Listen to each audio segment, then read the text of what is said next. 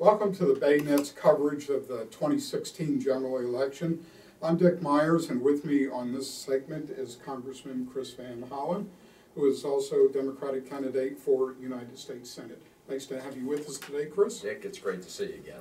I'm going to start out with a question that could be considered by journalists as being a biased question, but most people in the community know that I worked for Senator Mikulskis for a couple of years, and what I was doing for her was constituent service. Now you're hoping to succeed her, and her constituent service I think is considered to be legendary, and I was wondering if you agree with that, and if so, how you would hope to follow in her footsteps, so to speak. Sure. First, let me just say about Senator Mikulskis, she's been a terrific senator for the state, and one of her hallmarks has been that people-to-people focus on constituent services. I'm pleased to report that in the congressional district that I currently represent, we also have a good reputation for constituent service. It's a real priority for ours. In fact, I often say that when I get frustrated with gridlock on Capitol Hill and things moving slowly, I call up the district office operation, because even when things aren't going well on Capitol Hill, you can help people with their individual challenges through your constituent service, Social Security Administration issues, Veterans Administration issues. So Senator Mikulski's done a great job. I hope to be able to continue to follow that model. Are you planning on having people in each part of the state to represent you? Well, again, I'm working hard for the final 8 days of this race to make sure we get over the finish line. But yes, we will definitely have people. We haven't decided exactly where the different offices are. Senator Mikulskis had an office in Annapolis. But we will certainly have people available throughout southern Maryland to provide constituent services, to be our eyes and ears on the ground. I'm going to try and be here as much as possible myself, as I have been during the campaign. Okay, tell our audience a little bit about yourself. You've been around for a while. A lot of people know you, but maybe not in southern Maryland. So maybe give us a little bit of a verbal resume, if you don't mind. Sure. You know, my dad's family was from Baltimore City originally. He then went into the United States Navy and met my mom. They were both interested in sort of national security, foreign policy issues, and so my dad went into the Foreign Service, and we represented the United States overseas in many places like India, Turkey, Sri Lanka, Pakistan. Always coming back. You know, Thanksgiving dinners were always when we were back here, back in Baltimore. But then I ran for the state legislature in the early 1990s, having first worked with Governor Schaefer of Maryland, and I got into the legislature. My wife, Catherine, and I had children. I got very interested in education issues, quality of schools. All three of our children went through the Maryland public school system. So I ran for the legislature and worked with a lot of colleagues from southern Maryland. And now, as a member of Congress, have been very much part of Team Maryland, working with Senator Mikulskis, working with Steny Hoyer and others on important issues. You know, I visited Pax Naval Air Base a little while back. We're spending a lot of time here listening to people in St. Mary's County, Calvert, Charles. Mm-hmm. Why would you want to go from the House of Representatives to the Senate? Are they transferable skills, I guess, and what is it about the Senate that interested you to decide to run? Sure. Well, I mean, there is overlap, as I indicated. You know, I've been part of Team Maryland, and even before the Senate campaign, worked closely with Senator Mikulskis on statewide issues, because when it comes to the state of Maryland, we should be working on a bipartisan basis, also working with Governor Hogan on some things. Look, I mean, I hope to have the chance to represent the entire state, not just one portion of it. The United States Senate also provides opportunities for each member of the Senate to be able to make more of an individual difference. In the House, it's a majority-run institution, so whatever party is in power in the House, whoever's got the majority really runs the entire show. In the Senate, the majority party also sets the agenda, but each senator, Republican or Democrat, has more of an opportunity to influence the outcome, and I hope to have that chance to work on a bipartisan basis. So as part of the federal legislative team, I assume that you're familiar with Pax River. I'm sure Yes. Steny has talked to you about that before. So what can you tell us about that, and what do you see as its future? Well, as you know, Pax River is essential to our national security. It's also essential to our economy here in southern Maryland, which is why I've not only talked to Steny and Senator Mikulskis about it, but also visited Pax River, met with the commanding officers, and and also met with the Alliance, the sort of a group of businesses and community leaders that have sort of become a support group for Pax River. It is obviously a huge employer. If you look at some of the largest employers in this region, they are defense contractors. It also provides lots of opportunities for students here in southern Maryland, whether they're going through community colleges or going to the Southern Maryland Higher Education Center to get the skills they need to go to work at Pax River, or from some of the folks supporting Pax River. So, you know, we might go through another BRAC process at some point, and it's really important that Maryland continue to make the case for why Pax River is so important to our national security, which it is. I know during one of your recent visits that you went over to the St. Mary's County Airport and visited the University of Maryland UAS test site.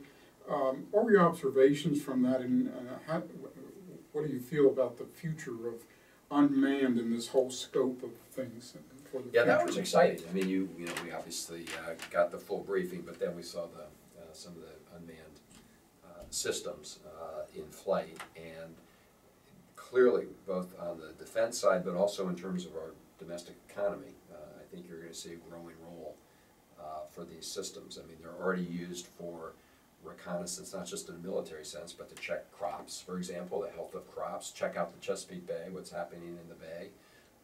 People also talk about them being using for package delivery at some point. So it's really important that we get the FAA to continue work on the systems for flight, the rules of flight for these unmanned vehicles.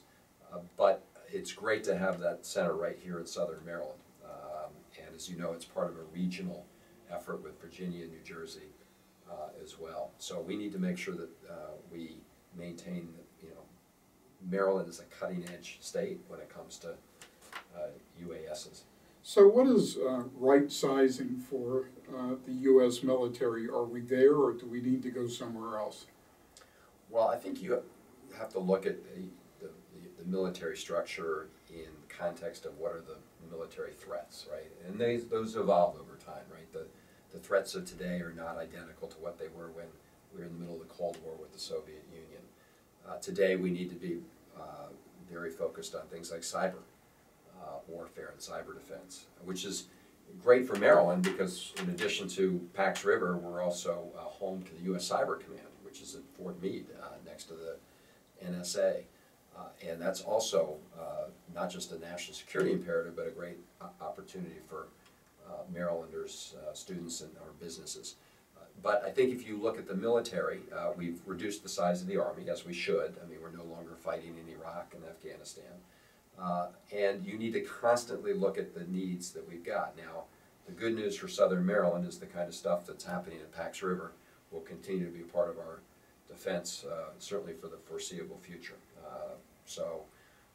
We need to always be ready to make the case, though, here in Maryland, that it's important not just to our economy, but to the nation. So how do we fight threats like ISIS?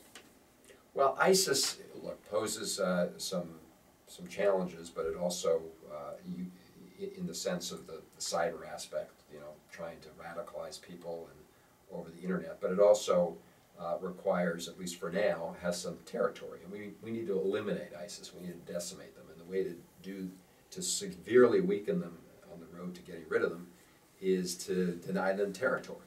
So that's why we're fighting in Mosul right now. The United States is providing weapons and support and equipment to the Iraqi forces, also to the Kurdish forces in Iraq to retake Mosul. Battles going on as we speak.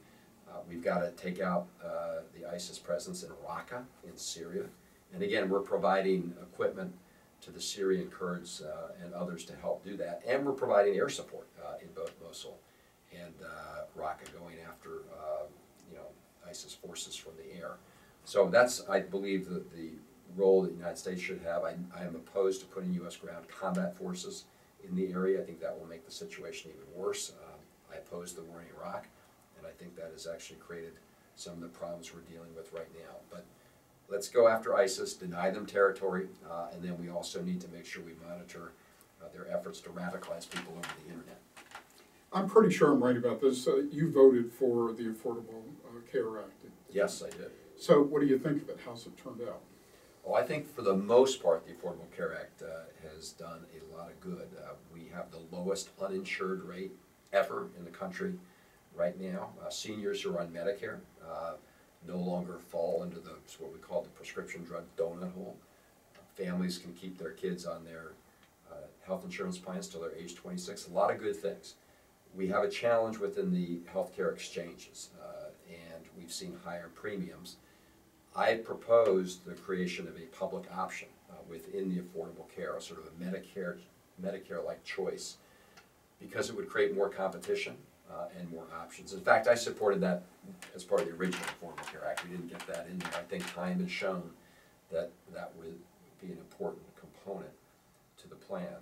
We should remember that the overwhelming majority of people who are in the exchanges do benefit from the tax credits, which lower their overall costs and offset the premium increases. But increase the cost to the general taxpayer. Well, but this has been part of the whole idea behind the Affordable Care Act was in order to provide people with affordable care who were denied that access through an employer and were being excluded from any access because of asthma, diabetes, pre-existing conditions, that you're going to say everyone's got to jump in the pool because otherwise people go to the emergency room, which ends up costing taxpayers a whole lot more at the end of the day. So the idea was you got to get into the pool, but you can't require someone to get in the pool who can't afford it without some support. So instead of paying extras, in higher insurance rates for everybody else and higher taxes for people going to the emergency room, we have the exchanges. I would point out, I think it's really important to point out that over 80% of Marylanders get their health insurance through their employer-provided health insurance, and the increase in premiums, the rate of increase in premiums in that market, has been lower than it was before the Affordable Care Act. So most people in Maryland actually are benefiting from lower premium increases. That's not to say we don't need to fix the exchange problem. We do. Is it a misperception that the Affordable Care Act has been undue burden on small businesses? Yeah, I think if you actually look at the details of the Affordable Care Act, you'll find that especially very small businesses, mom and pops, actually get tax credits to help them if they want to provide employer-sponsored coverage. And remember, a lot of small businesses, and even today, don't have to provide any kind of coverage. So for those who want to provide coverage, there are tax credits. But there's no mandate on small businesses having to provide coverage, and their employees now have access to the exchange. How about this tax reform in general, not only for small businesses, but for the general population? Is there a need for some type of tax reform? I think there is a need for federal tax reform. I think we have a tax code that has gotten littered with provisions that are in there that don't make a lot of economic sense. They're in there because somebody who had a really good high-powered lobbyist got something in there. A classic example is what we call the carried interest loophole, fancy name for the fact that hedge fund managers pay lower tax rate than the people who work for them, the secretaries or a Maryland school bus driver. I've not only introduced legislation, we passed it out of the House a number of years ago to get rid of it. Got blocked in the Senate. Hopefully we'll get to the Senate, we'll be able to unblock that. But that's just one example. We need to get rid of a lot of that junk in the tax code, simplify it. I've proposed some measures that would actually provide more tax relief to working Americans, paycheck workers tax credit, some other savers tax credit to encourage people to put aside a little more. savings. So I think there are a number of things we can do to make the tax code friendlier to middle income people, but not allow folks at the very top to get all these special benefits. I can't not ask you about the presidential election, and particularly what's happening as we sit here today in the release of the information from the FBI director and how that's influenced the election and how it might influence the election. Sure. Well, I don't know to what extent that will be a significant factor in people's choices. I think largely people have made up their mind about this election. People are just hoping it will be over soon. Yeah. You know, in my view, you have in Donald Trump somebody who's, through his comments, really made it clear that he would be a big risk to be president. This is my view. I mean, he has demeaned the military. He's gone after Gold Star families. He's called people like John McCain not a war hero because he was captured. I would be very nervous about having him have his hand next to the nuclear codes. Now, look, elections are always in the end about comparing, you know, the candidates. As Joe Biden, Vice President Biden, often says, don't compare me to the almighty, compare me to the alternative. So, you know, we have two candidates here. You know, the polls show that people have questions about both. But in the end of the day, we have to make a choice. I'm supporting Secretary Clinton. I think Donald Trump would be a risk to the country. Obviously, people have other views. That's what the elections are all about. And regardless, I hope they'll support Van Hollen for Senate. So people that are fact-finding, where do they go for information? Do you have a website? Do you have Yes. Facebook? Do you do all that stuff? Yes, you can go to vanhollen.org, right there on the internet, and we've got a lot of information about the positions I've got on issues. It is great to be back here in Southern Maryland, and if given the chance to represent the state in the Senate, I hope to and will come back many, many, many times. There are really important things going on here, and a major federal presence at Pax River and elsewhere. Okay, thank you very much. Thank you Appreciate it very very much. much, and thank Thank you you. for joining us on this segment of the Bay Nets Election 2016. It's good to be here.